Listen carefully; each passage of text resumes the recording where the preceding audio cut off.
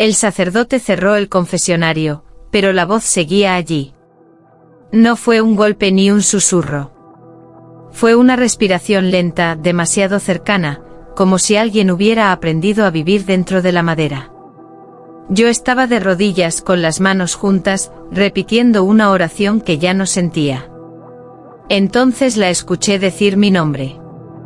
No el que me dieron al nacer. El otro. El que solo Dios conoce. No vengo a pedir perdón, dije. Vengo a decir lo que me fue pedido. El silencio del templo se volvió espeso. El incienso ardía con un olor extraño, dulce y amargo a la vez, como carne tocada por el fuego. Afuera, las velas no parpadeaban. Adentro algo se acomodaba para escuchar. Confesé que obedecí. Que la orden no llegó como trueno ni como visión, sino como una certeza suave, íntima, peligrosa. Una voz que no gritó. Una voz que supo esperar. Dije que la fe me condujo hasta una mujer que rezaba con los ojos cerrados y el cuerpo abierto al temblor del mundo. No toqué. No todavía. Pero pensé. Y el pensamiento fue más hondo que cualquier acto. ¿Fue deseo?, preguntó el sacerdote. Fue obediencia, respondí. Entonces ocurrió lo imposible, el confesionario crujió como si respirara. Sentí humedad en la madera, un calor que no era humano. Comprendí que no todo pecado nace del placer, algunos nacen de creer demasiado. Cuando terminé, esperé la absolución. No llegó. La puerta del confesionario se abrió sola. Del otro lado no había nadie. Solo una frase grabada con uñas invisibles. Hay confesiones que no buscan perdón, sino testigos. Y en algún lugar, muy alto, algo empezó a llorar. El silencio después de aquella confesión no fue paz. Fue espera. Salí del templo con la sensación de haber dejado algo vivo atrás, respirando entre los bancos vacíos. La noche me recibió sin estrellas. Ni una. Como si el cielo hubiera decidido no mirar.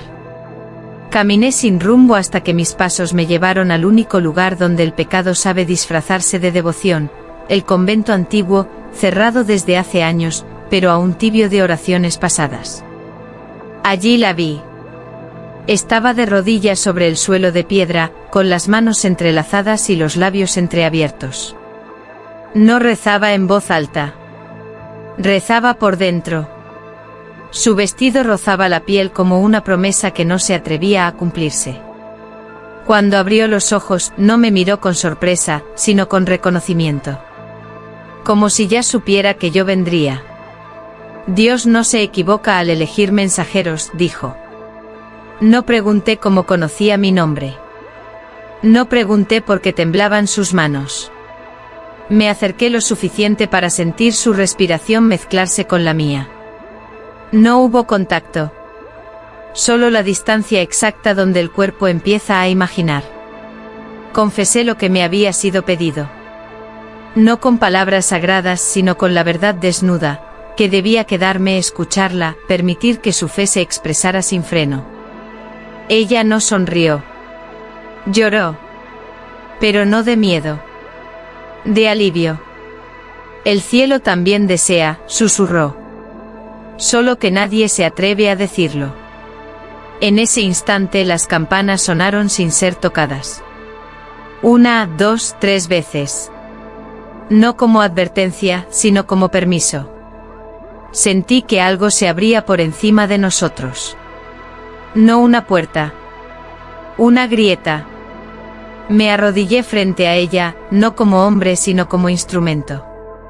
Comprendí entonces que hay pecados que no nacen del cuerpo sino de la fe mal entendida. Y que el cielo esa noche no solo miró. Asintió. Ella no gemía. Rezaba. Lo comprendí la primera vez que su respiración cambió. No fue deseo lo que la sacudió, sino una devoción tan intensa que el cuerpo no supo contenerla. Estábamos solos en la antigua sala del convento, donde las paredes aún guardaban murmullos de ayuno y vigilia. La luz entraba en haces delgados, como dedos que no se atrevían a tocar. Se arrodilló frente al altar roto. No para mirarlo, sino para sentirse vista. Cada palabra que pronunciaba era una súplica sin sonido. Yo permanecí detrás, inmóvil, como se permanece ante lo sagrado cuando uno teme profanarlo con un movimiento. Cuando rezo así, dijo sin volverse, él se acerca. Su espalda se tensó. El vestido cayó apenas, lo suficiente para revelar la fragilidad de su fe hecha carne. No había vulgaridad en ello. Había entrega. Y esa entrega era más peligrosa que cualquier acto explícito. Me pidió que no la tocara. Que solo estuviera. Que escuchara como su cuerpo decía lo que la lengua no podía. Obedecí. Y en esa obediencia sentí el vértigo de quien cruza un umbral invisible. Las sombras del lugar comenzaron a moverse con una cadencia lenta, como si algo respirara con nosotros. Cada inhalación suya parecía arrastrar una plegaria antigua. Cada exhalación dejaba un rastro de culpa dulce, casi embriagador. Entonces entendí, ella no buscaba placer. Buscaba confirmación. Quería saber si su forma de amar a Dios era pecado, o un idioma olvidado. Cuando todo terminó, el silencio cayó pesado. Ella se cubrió el cuerpo como quien cubre un altar después del ritual. Me miró por primera vez a los ojos. Si esto es pecado, dijo, que Dios me lo quite de la piel. No respondió. Pero algo en lo alto se estremeció. No fue una tentación repentina. Fue una certeza lenta. Después de aquella noche la voz regresó. No desde el cielo, sino desde dentro. No ordenaba. Afirmaba. Cada vez que cerraba los ojos, la sentía acomodarse en mi pecho como si siempre hubiera vivido allí. No decía, hazlo. Decía, es correcto. Ella también lo escuchaba. Nos encontramos de nuevo sin citarnos, como si el mundo hubiera decidido encogerse hasta dejarnos solos. No había altar esta vez. No había velas. Solo dos cuerpos cargados de fe y una pregunta que ninguno se atrevía a pronunciar. Anoche soñé que Dios me miraba, confesó. No con enojo. Con hambre. No supe qué responder. Porque yo había soñado lo mismo. Su cercanía ya no era inocente. Tampoco carnal. Era algo más peligroso, inevitable. Cada respiración suya parecía sincronizarse con una voluntad superior. Cuando rozó mi brazo, no sentí piel. Sentí mandato. Si esto está mal, murmuré, ¿por qué no nos detiene? Ella alzó la vista. Sus ojos no pedían permiso. Pedían verdad. Fue entonces cuando la voz habló con claridad, no como trueno ni como eco, sino como una caricia en el pensamiento. No todo deseo viene del abismo. Me estremecí. Porque sonaba igual a Dios. La fe empezó a deformarse. Ya no sabía si obedecía al cielo o a una sombra que había aprendido a imitarlo. Y sin embargo avancé. No por lujuria. Por convicción. Ella cerró los ojos entregándose no a mí, sino a aquello que creíamos escuchar.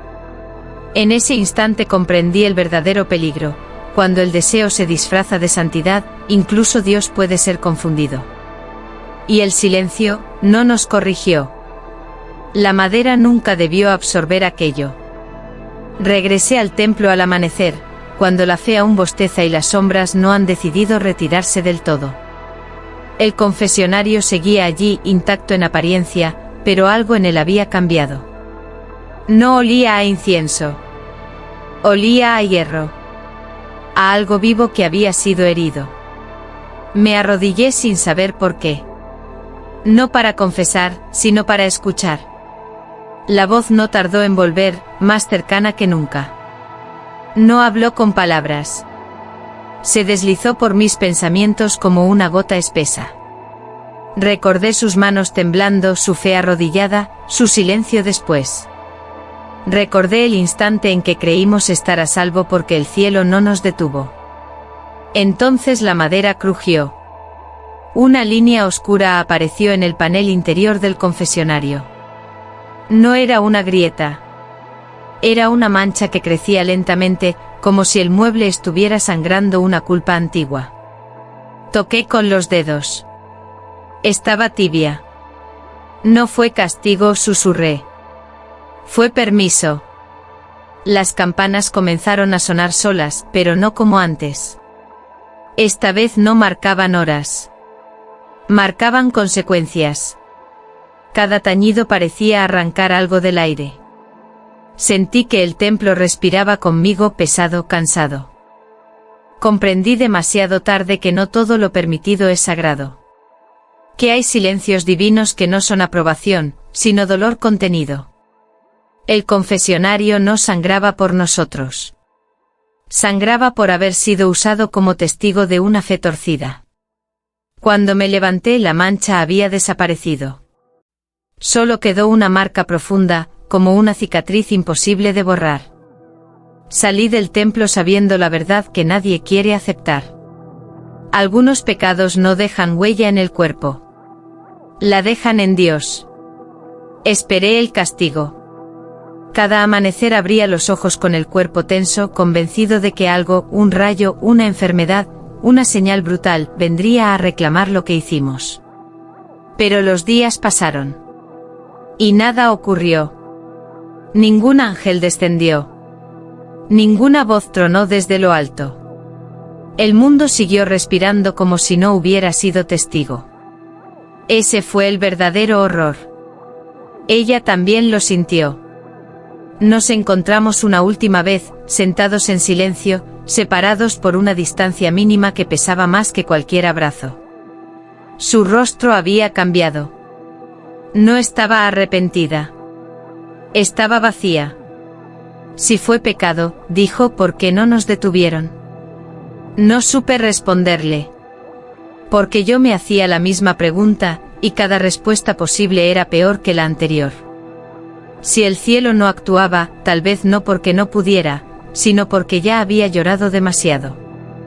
Esa noche soñé con ángeles inmóviles, de espaldas al mundo, con las alas cerradas como si el cansancio fuera eterno. Ninguno miraba hacia abajo. Ninguno intercedía. Desperté con una certeza que me heló la sangre: no siempre hay juicio inmediato. A veces el castigo es la continuidad. La fe comenzó a pudrirse dentro de mí. Ya no encontraba consuelo en las oraciones. Las palabras sonaban huecas, como si alguien las hubiera vaciado de sentido. Comprendí entonces que el silencio del cielo no era indiferencia. Era duelo. Y en ese duelo, nosotros seguíamos caminando, respirando, existiendo, como una herida que se niega a cerrar. Los ángeles no bajaron. Y nunca he sentido tanto miedo como cuando entendí por qué. Dejé de rezar con palabras. Las oraciones que conocía ya no servían. Sonaban aprendidas, gastadas, incapaces de atravesar lo que habíamos hecho.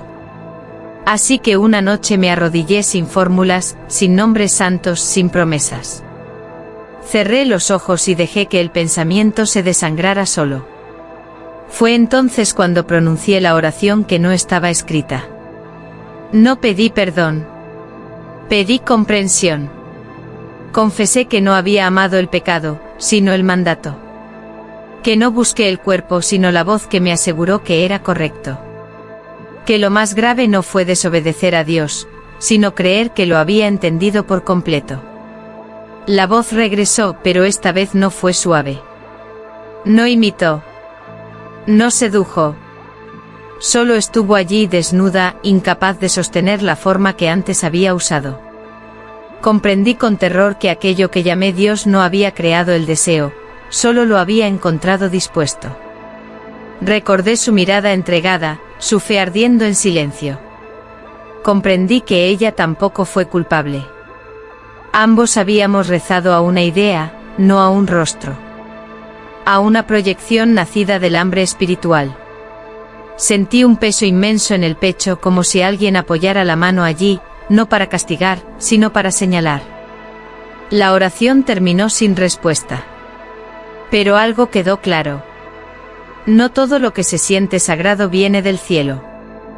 Algunas voces nacen del vacío que dejamos cuando queremos creer demasiado.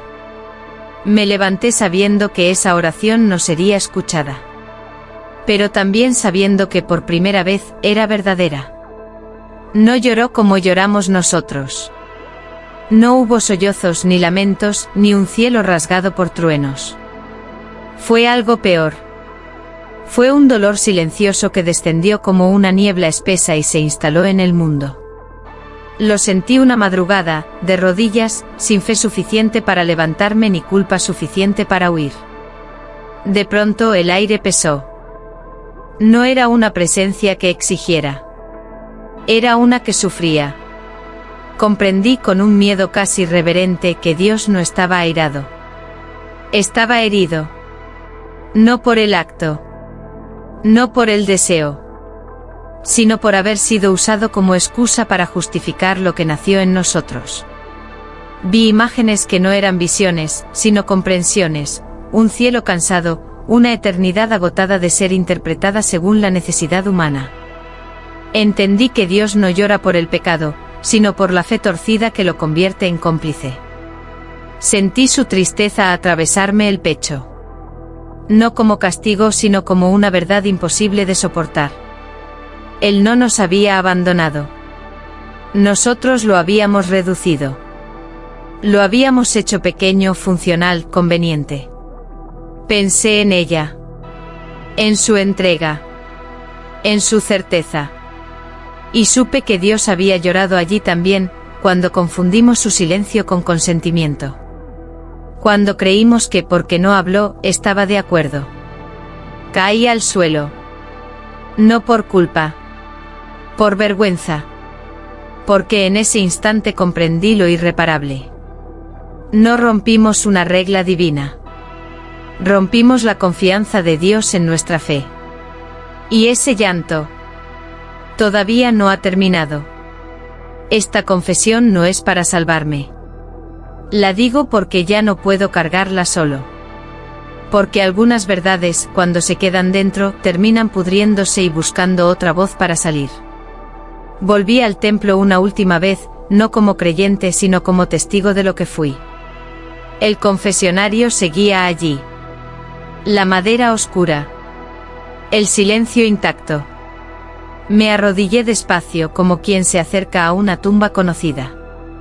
No esperé preguntas. No esperé absolución. No fue el pecado lo que nos perdió, dije. Fue creernos elegidos para entenderlo todo. Confesé que amé más la certeza que la duda. Que preferí una voz que afirmaba antes que un Dios que callaba. Que usé la fe como refugio para no enfrentar mi propio deseo, y llamé mandato a lo que era miedo de estar solo conmigo mismo. Del otro lado, nadie respiraba. Entonces lo entendí. Esta confesión no necesitaba oídos humanos. Necesitaba terminar de existir. Porque hay verdades que solo se completan cuando son dichas en voz alta, aunque nadie las escuche. Me levanté. Al abrir la puerta del confesionario, vi la marca final en la madera, profunda, definitiva. Una frase que no estaba antes. El silencio de Dios no fue permiso. Fue tristeza. Salí del templo sin mirar atrás. No porque estuviera perdonado, sino porque ya no necesitaba fingir que lo estaba. Algunas historias no terminan con redención. Terminan con conciencia. Y esta es la mía. No volví a escuchar su voz. No porque se hubiera ido, sino porque yo ya no merecía interpretarla. Desde aquella última confesión, el mundo siguió igual, los templos abrieron, las campanas sonaron, la fe continuó siendo pronunciada por millones de bocas. Pero algo esencial se había quebrado. Dios no castigó. Dios no habló. Y ese fue el castigo. Comprendí que el cielo no se cerró por ira, sino por cansancio. Porque durante siglos, los hombres confundimos el silencio con permiso, el deseo con mandato, la fe con poder. Llamamos voluntad divina a lo que no queríamos asumir como humano. Aquella confesión no hizo llorar a Dios por el pecado. Lo hizo llorar porque lo usamos. Desde entonces, cuando alguien dice Dios me dijo, algo dentro de mí tiembla. Porque sé que hay voces que se parecen demasiado a Él, y no vienen del cielo. Dios sigue allí. Pero ahora guarda silencio. Y ese silencio es lo único verdaderamente sagrado que nos queda.